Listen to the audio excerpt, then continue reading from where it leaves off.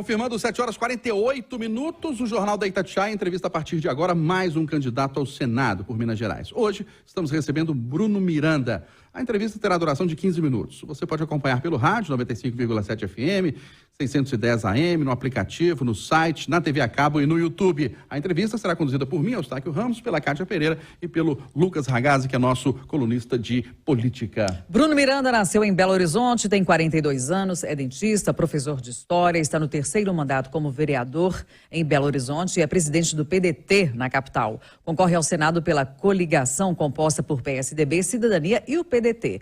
Foi secretário municipal de Esporte e Lazer e de Desenvolvimento Econômico. Bom dia, candidato. Bem-vindo ao Jornal da Itatiaia. Bom dia, Kátia, Eustáquio, Lucas. Prazer estar aqui com vocês. Bom dia, candidato.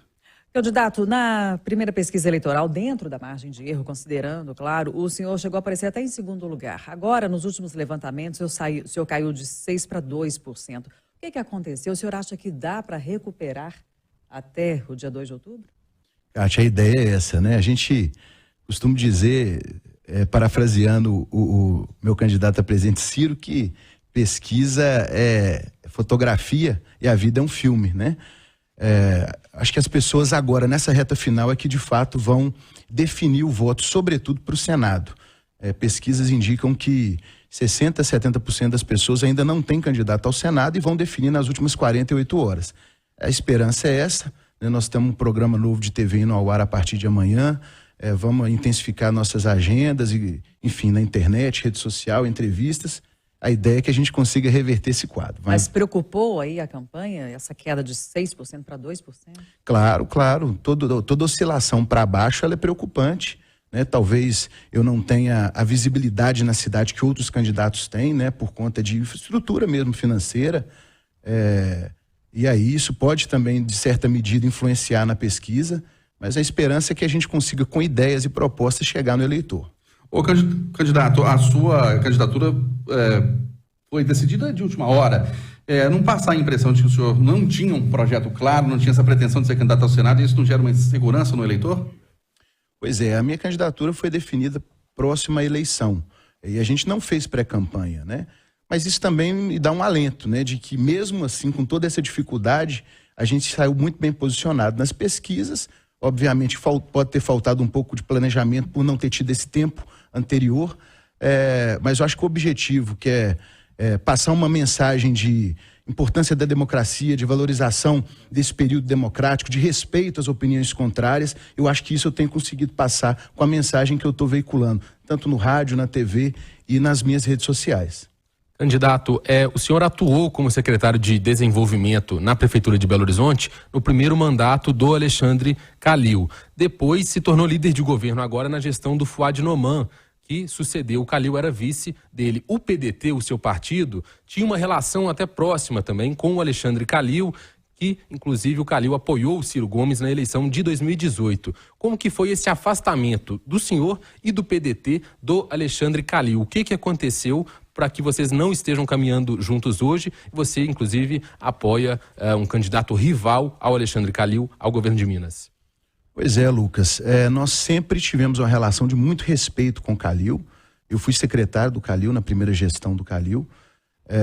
E aí o Calil resolveu tomar o caminho de se coligar, né, de apoio ao PT, ao Lula. Eu acho que ele tomou essa decisão muito também do ponto de vista pragmático, né? Talvez achando que Lula fosse dar a ele condições de chegar mais forte no interior, no norte de Minas. E nós seguimos a nossa trajetória com a nossa coerência. Temos uma relação de respeito com o Calil, seguimos com essa relação, mas do ponto de vista eleitoral tivemos uma conversa com o Pestana, que foi um secretário de saúde por 8 anos, uma pessoa preparada, um grande gestor público, e estamos fazendo essa dobrada com ele.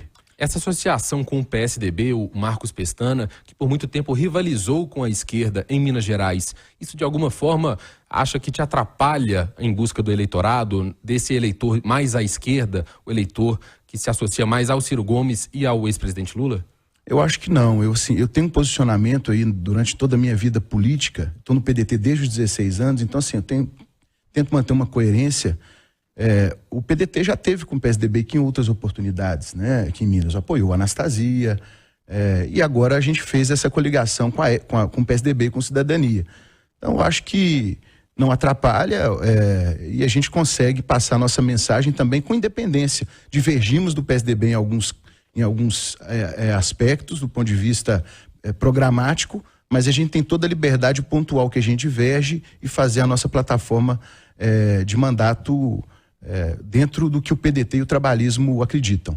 Ô candidato, os 3 primeiros colocados nas pesquisas, os 3 primeiros colocados que disputam o Senado, né, associam suas imagens ao presidente Jair Bolsonaro, ao ex-presidente Lula e ao governador Romeu Zema. O fato de a sua imagem ser mais associada ao candidato Ciro Gomes, que disputa a presidência da República, que não tem decolado muito nas pesquisas, o senhor acredita que isso também pode atrapalhar a sua candidatura, o seu desempenho? O Ciro é meu candidato a presidente e já apoio o Ciro há muitos anos, acredito muito no potencial e que ele é o cara mais preparado que nós temos aí no cenário político nacional. É claro que se o Ciro tivesse aparecendo nas pesquisas e pontuando muito bem, talvez poderia me alavancar. Mas eu tenho procurado fazer uma campanha no rádio e na TV, sem dizer que eu sou candidato de A ou B. Eu sou candidato do povo. Eu quero ser o candidato ao senador do povo de Minas, até para que quando eu estiver lá representando a população, representando o Estado, eu tenha independência para poder atuar com qualquer presidente que esteja governando. Com respeito, obviamente, à instituição presidente da República, governador do Estado, mas o que eu tenho dito é isso. Tem o senador do Zema, do Lula e do Bolsonaro. Eu quero ser o senador do povo. Candidato, em 2012, o senhor chegou a ser condenado em primeira instância por supostamente, segundo o Ministério Público, ter usado verba da Câmara Municipal para abastecer veículos da sua campanha a vereador naquele ano. Como convencer o eleitor de que esse tipo de situação não vai ocorrer mais? Não, isso na verdade não aconteceu. A gente já tinha retirado os veículos da Câmara, existia uma ação muito forte do Ministério Público contra o modelo de verba indenizatória na Câmara. E na época 41 vereadores sofreram processo também do Ministério Público. E isso está sendo discutido e, se Deus quiser, a gente vai continuar a caminhada e provar por A mais B que essa situação de fato não ocorreu. Não houve o uso de dinheiro público em veículos de campanha? Não. Candidato, suas propostas abordam áreas importantes, né, como a saúde, a educação, segurança pública, a indústria, mas, pelo menos no acesso que a gente teve ao site, né, as suas propostas não tratam especificamente de problemas crônicos de Minas Gerais, como a BR-381, o metrô. Como é que o senhor pensa em fazer esses assuntos avançarem caso o senhor seja eleito? Pois é, o que a gente tem que tomar muito cuidado é a gente não ficar vendendo lote na lua para o eleitor, sabe, Kátia? Dizer que eu vou resolver o problema do metrô, dizer que eu vou resolver o problema da 381, vários já tiveram nesse espaço e falaram isso. O que eu vou tentar fazer, o que eu sempre fiz, é criar pontes para que a gente possa, junto com o governo federal, junto com o governo estadual, enfrentar esses desafios que são crônicos em Minas Gerais e que até hoje não tiveram solução, né? Professor Virgílio do FMG costuma dizer uma frase que eu acho muito bacana, que Minas Gerais tem muitos neurônios e poucas sinapses. Eu quero, de repente, ser o cara que vai ajudar a ligar essas pontes, ligar esses neurônios, fazer essas sinapses, porque Minas tem muita coisa boa, tem muito talento, mas a gente precisa de união, de força, de união, para que a gente consiga avançar em pautas crônicas que até então estão aí paralisadas. O candidato à presidência do seu partido, Ciro Gomes, ele tem feito algumas sinalizações para o campo mais à direita do eleitorado. Recentemente, essa semana, ele fez algumas falas mais críticas à questão do aborto, da legalização do aborto. Ele foi um crítico disso, uma bandeira que muitos políticos de esquerda defendem. Como que é a sua avaliação desses temas mais polêmicos, mais ideológicos nesse campo, como, por exemplo, o aborto?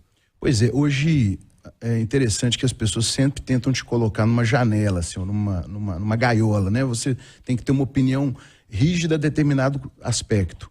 Eu sou contra o aborto, obviamente, e a legislação brasileira, a justiça brasileira já entende, em alguns cenários, por exemplo, com a questão do estupro, né, já há esse entendimento da justiça brasileira.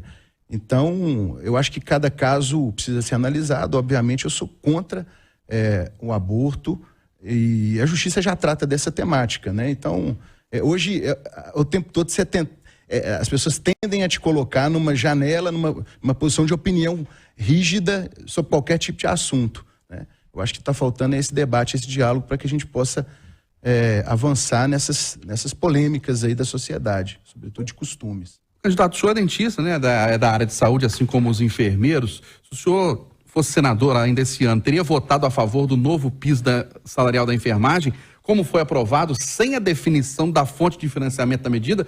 Tanto é que o Supremo Tribunal Federal barrou esse piso. Pois é, eu acho que o piso da enfermagem é justo, legítimo.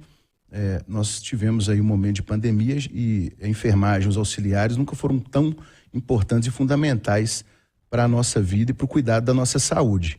Agora, de fato, faltou esse debate mais maduro no Congresso, né? Porque as agendas muitas vezes são tocadas e aí chega no período eleitoral, são aceleradas, porque isso dá voto, mas o debate de onde que vem o financiamento disso não foi feito e agora a Câmara e o Congresso estão fazendo esse debate porque alguém vai pagar essa conta. Mas o senhor teria votado a favor? Teria, com certeza. Mesmo sem a fonte de financiamento? Teria porque do ponto de vista da legitimidade, né, você falar que não é justo um enfermeiro e um auxiliar de enfermagem requererem um valor de piso salarial nacional mínimo, é mais do que justo. Mas aí, ao mesmo tempo, não gera uma frustração, porque na categoria que achou que isso já ia se concretizar e agora a situação está em meio ao impasse? Gera. Talvez seja por isso que talvez tenha faltado esse debate da fonte de financiamento e talvez, né, por conta do período eleitoral, aceleraram essa votação lá. O que a gente costuma sempre falar na Câmara é isso, olha, as agendas populares são importantes, mas vamos ver de onde que a gente vai tirar o recurso para poder custear. Ô candidato, um dos temas parados no Senado e que deve voltar ao debate ano que vem é a reforma tributária. E se eleito, como é que o senhor pretende fazer para fazer esse tema avançar no Congresso? Pois é, Cátia, é uma agenda importante, a questão da tributação, sobretudo para as riquezas, né, para os milionários, para as grandes fortunas. É uma agenda que está na ordem do dia do programa, inclusive do Ciro, do Programa Nacional de Desenvolvimento. Poucos países no mundo, Brasil e Estônia, por exemplo, só não tributam as grandes fortunas. Talvez seja uma fonte de receita importante para que a gente possa avançar em outros campos na área social. O Ciro propõe uma taxação progressiva, né, que vai de 0,5 a 1,5, e para viabilizar, inclusive, receita para custear a renda mínima, por exemplo, que ele também defende. Ô, candidato, o senhor é a favor do orçamento secreto, que é alvo de muitas críticas em relação à destinação de recursos, né, do orçamento do governo federal e em relação à falta de transparência sobre qual parlamentar vai receber esse dinheiro, quanto que ele vai receber, para onde ele vai destinar? Eustáquio, o orçamento secreto é uma excrescência, né? Isso não existe. Orçamento público é público. Orçamento público é público, não precisa falar mais nada. A partir do momento que cria um artifício para jogar dinheiro, orçamento público e emenda para poder favorecer base parlamentar de determinado candidato, para ele se fortalecer, e que isso não é explícito, não é transparente para a população, o meu compromisso é de criar um debate profundo para a gente acabar com isso lá no Congresso. Bruno, eu queria que você fizesse também uma análise de cenário do seu partido, o PDT, que fez uma preparação muito em cima da hora, a Cátia até abordou isso, para a sua candidatura. Como que foi essa questão? Porque fica aquela sensação de que o PDT não tinha um nome, inclusive também acabou se coligando e apoiando o Marcos Pestana em cima da hora. Qual a impressão que você acha que isso passa para o eleitor e o que aconteceu, que foi feito de tudo em cima da hora da eleição? Não, pois é, o PDT vinha conversando inclusive com o Alexandre Calil, né, e a gente tinha muita esperança que ele fosse apoiar o Ciro e a gente caminhar junto nessa construção, já que ele apoiou o Ciro na eleição passada. Isso não aconteceu. O PDT me convidou para poder ser candidato ao Senado representando o partido aqui em Minas. Nós tínhamos Duda também que poderia ter sido candidata ao Senado. Ela definiu por ser candidata a deputada e eu conversei com o deputado Mareringe, que é o nosso presidente, e fomos para a campanha. Eu acho que o eleitor agora, nesse momento, vai fazer essa avaliação. O importante é a nossa mensagem chegar para as pessoas. Pois é, agora o senhor tem 1 minuto para falar diretamente ao eleitor para a gente encerrar a entrevista. Ok. Bom, queria agradecer primeiro à Rádio Itatiaia por abrir esse espaço para todos os candidatos, para que a gente possa conversar com o eleitor, conversar com o ouvinte, com o telespectador da Itatiaia e dizer que, né, me sinto preparado. Obviamente o preparo é uma construção diária, a gente tem que estar todo dia melhorando e aprimorando, mas graças a Deus tive a oportunidade de estudar, de me qualificar, de ser secretário na capital dos mineiros, secretário de Esporte e Desenvolvimento Econômico. E hoje estão falando que tem um candidato a senador do Lula, um do Zema e um do Bolsonaro. Mas eu quero ser o seu senador, senador do povo de Minas Gerais. Se você achar que eu mereço seu voto, é Bruno Miranda, 123. Nós conversamos aqui no Jornal da Itatiaia, nessa série de entrevistas, com o candidato ao Senado pelo PDT, Bruno Miranda. Candidato, obrigado pela presença do senhor, um ótimo dia. Eu que agradeço, Kátia, Lucas, um prazer estar aqui com vocês. Obrigado a todo mundo. Bom dia para o senhor.